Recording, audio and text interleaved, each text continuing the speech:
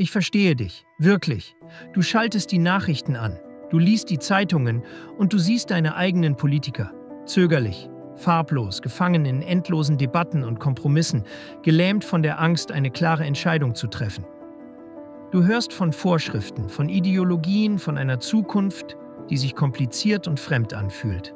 Und dann blickst du nach Osten und du siehst ihn, Viktor Orbán. Du siehst einen Mann, der auf den Tisch haut, einen Mann, der von nationalem Stolz spricht, von starken Grenzen, von der Verteidigung der christlichen Kultur. Er wirkt wie ein Fels in der Brandung in einer chaotischen Welt, ein Anführer alter Schule in einer Zeit der Verunsicherung.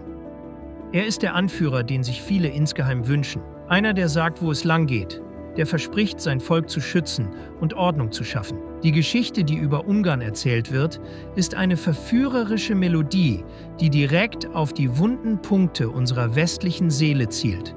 Es ist die Geschichte von einem Zufluchtsort, einem Ort, an dem man den Sorgen des Westens entfliehen kann, wo das Leben noch erschwinglich ist, die Steuern niedrig sind und die Vernunft regiert. Ein Land, das sich mutig gegen Brüssel stellt und seine eigene Identität verteidigt. Es ist ein Traum, der auf der Frustration mit unserer eigenen Realität wächst. Ein Traum von einem einfacheren, ehrlicheren, stärkeren Leben.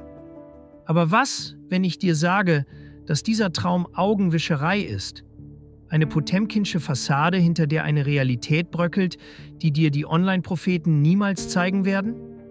Was, wenn ich dir sage, auswandern nach Ungarn? Bloß nicht. Bevor du dein Leben in Kisten verpackst, lass uns über den wahren Preis für diese politische Show sprechen. Lass uns die Hochglanzbroschüre beiseite legen und einen Blick auf die harten, kalten Zahlen und die gelebte Realität werfen, die das Fundament dieses Traums bilden. Die erste und vielleicht brutalste Illusion ist die vom billigen, guten Leben. Man verkauft dir eine Geschichte von niedrigen Kosten, aber man verschweigt dir, dass du im ärmsten Land der gesamten Europäischen Union landest. Das ist keine Meinung, das ist ein Fakt. Laut Eurostat liegt der tatsächliche individuelle Verbrauch der Haushalte in Ungarn bei nur 72% des EU-Durchschnitts. Das ist der letzte Platz. Du ziehst nicht in ein günstigeres Deutschland.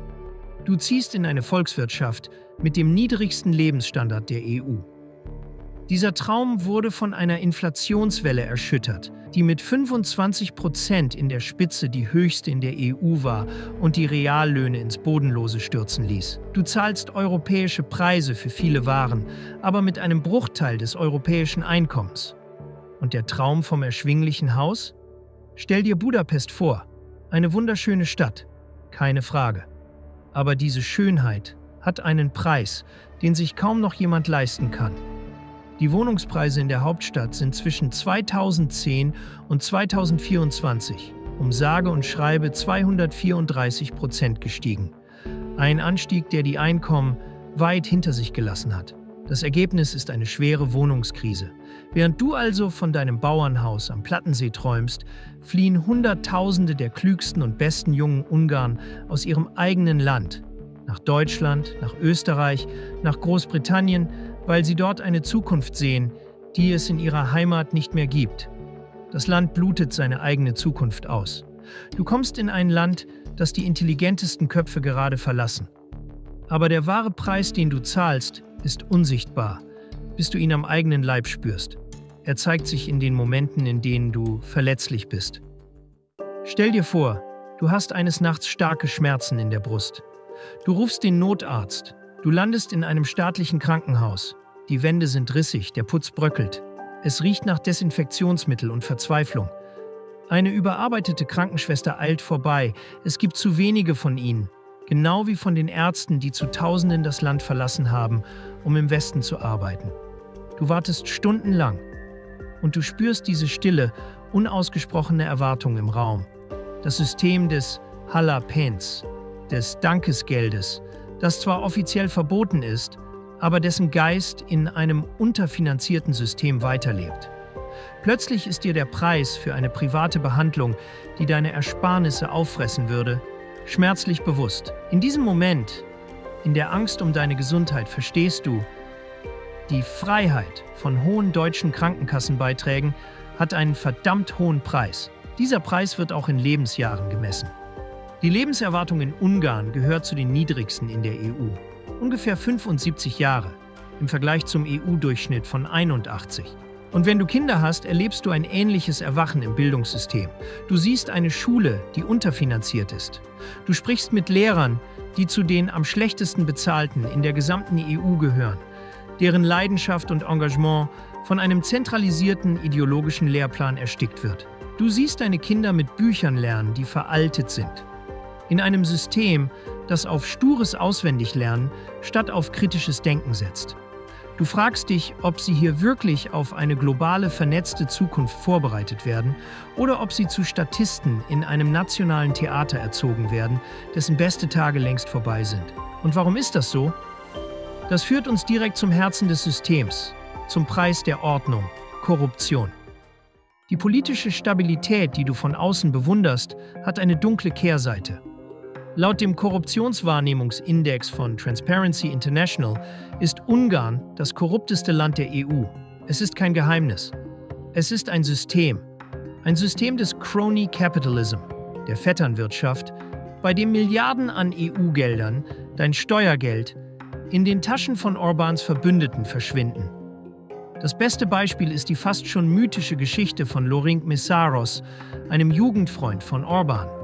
Ein ehemaliger Gasinstallateur aus seinem Heimatdorf, der innerhalb eines Jahrzehnts auf wundersame Weise zum reichsten Mann des Landes wurde.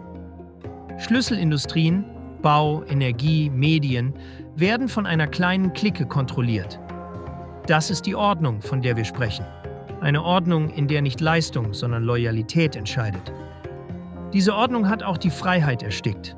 Du träumst davon, in einem Land zu leben, in dem du deine Meinung sagen kannst. Versuch mal eine Meinung zu hören, die nicht die der Regierung ist. Die unabhängige Presse wurde fast vollständig ausgelöscht.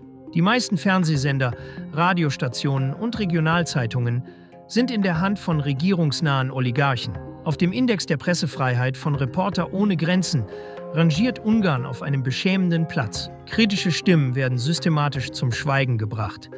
Zuletzt die Illusion von der starken, souveränen Nation.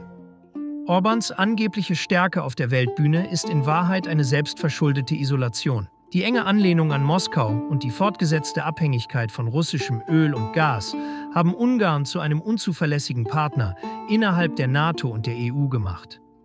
Souveränität bedeutet nicht, am Tisch der Mächtigen zu sitzen und respektiert zu werden. In Orbáns Ungarn bedeutet es, allein am Katzentisch zu sitzen und wütend Nein zu rufen, während das eigene Land an Einfluss und Glaubwürdigkeit verliert. Lass uns am Ende ehrlich Bilanz ziehen. Die Geschichte vom ungarischen Traum löst sich bei näherem Hinsehen in Luft auf. Was übrig bleibt, ist die harte Realität eines Landes, das die niedrigsten realen Lebensstandards in der EU mit der höchsten Korruption kombiniert. Ein Land mit einem schwachen Gesundheits- und Bildungssystem, einer sinkenden Lebenserwartung und einer schrumpfenden Bevölkerung, die ihre besten Köpfe verliert. Ja, das politische System ist stabil. Aber diese Stabilität ist erkauft mit einem Preis, den du jeden einzelnen Tag deines Lebens dort bezahlen würdest. Mit schlechteren Lebensbedingungen, weniger Freiheit und wachsender Isolation. Versteh mich nicht falsch. Ungarn ist ein wunderschönes Land mit einer reichen Kultur, atemberaubenden Städten und einer oft herzlichen Gastfreundschaft. Und natürlich kannst du dir dort ein wundervolles Leben aufbauen, wenn du die wichtigste Voraussetzung erfüllst. Du bringst dein Geld von außerhalb mit. Mit einer soliden Rente aus Deutschland, einem florierenden Online-Business oder signifikanten Investmenteinkünften kannst du dich von vielen Problemen des Landes isolieren. Du kannst dir die private Gesundheitsversorgung leisten, deine Kinder auf internationale Schulen schicken und in den wohlhabenden Blasen von Budapest oder am Balaton leben. Aber das ist eine Wahrheit, die für fast jedes Land der Welt gilt. Mit genug Geld kannst du dir eine Realität kaufen, die mit dem Leben der meisten Einheimischen wenig zu tun hat. Der entscheidende Punkt ist, verwechsle diese persönliche, erkaufte Realität nicht mit dem politischen Märchen, das dir verkauft wird. Fall nicht auf die Propaganda herein. Wenn du dich für Ungarn entscheidest, dann tu es mit offenen Augen. Tu es, weil du die Schönheit des Landes liebst, aber die Probleme kennst und bereit bist, sie zu umschiffen. Ziehe dorthin trotz der Realität, nicht wegen einer Fantasie, die nicht existiert. Schau also hinter die Kulissen. Schau auf die Fakten, nicht auf die Propaganda. Sprich mit den Menschen, die desillusioniert zurückgekehrt sind. Bevor der Traum vom Auswandern in ein vermeintlich starkes und freies Land zu deinem persönlichen Albtraum aus Armut, Korruption und Verfall wird. Bist du Unternehmer, Freiberufler oder Investor? Zieht es dich schon lange ins Ausland? Mach heute den ersten konkreten Schritt in eine Zukunft mit mehr Geld und mehr Freiheit. Buche ein Beratungsgespräch mit Sebastian und seinen Kollegen. Unsere Kanzlei unterstützt Mandanten wie dich dabei, deine Steuerlast legal zu reduzieren, Vermögen aufzubauen und zu schützen und deine persönliche Freiheit zu maximieren. Profitiere jetzt von unserem Fachwissen und unserem Netzwerk. Gehe zu mandatierung.com und werde Mandant unserer Kanzlei.